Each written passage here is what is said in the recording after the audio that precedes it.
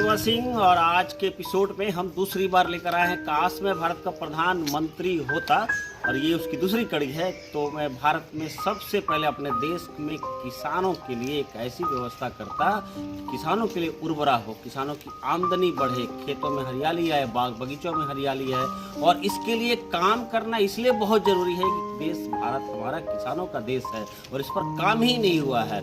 और आज का जो दौर चल रहा है इसमें धर्म के नाम पर राजनीति चल रही है, सरकारी जांच एजेंसियों का दुरुपयोग चल रहा है। एक ऐसी बात है, ये देश का प्रधानमंत्री सरकारी कार्यक्रमों का सरकारी कार्यक्रम बनाए हुए किसी धार्मिक अनुष्ठान को देश का गरीबों का खून पसीने का पैसा जो टैक्स के रूप में आता है उसको सरकारी कार्यक्रम में धर्म के नाम पर खर्चा करें तो पाखंड है।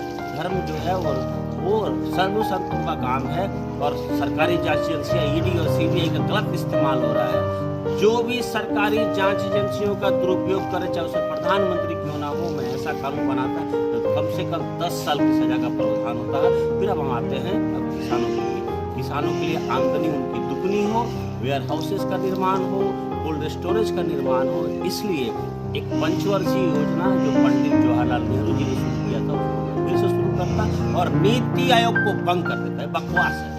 पंचवर्षीय योजना में टारगेट लेता है कि कैसे देश में किसानों की आमदनी और इरिगेशन के फैसिलिटीज को आगे बढ़ाना, देश में और ज़्यादा सिंचाई का संसाधन उपलब्ध कराना, भाखड़ा नंगल जैसे बांध और बने। पंचवर्षीय योजनाओं में इसी सबको इनपुट करता है। इसमें किसानों और हमारे विपक्ष के जितने भी लोग हैं, बुद्धिजीवी हैं, वैज्ञानिक हैं, उनकी मैं राय शुमारी कर और एक बहुत अच्छा योजना बनाकर इस योजना से देश हमारा कृषि उन्नत देश, संपन्न देश और उस देश का जीडीपी कम से कम कृषक का 10% हो, ऐसा खुशहाल देश बनाता।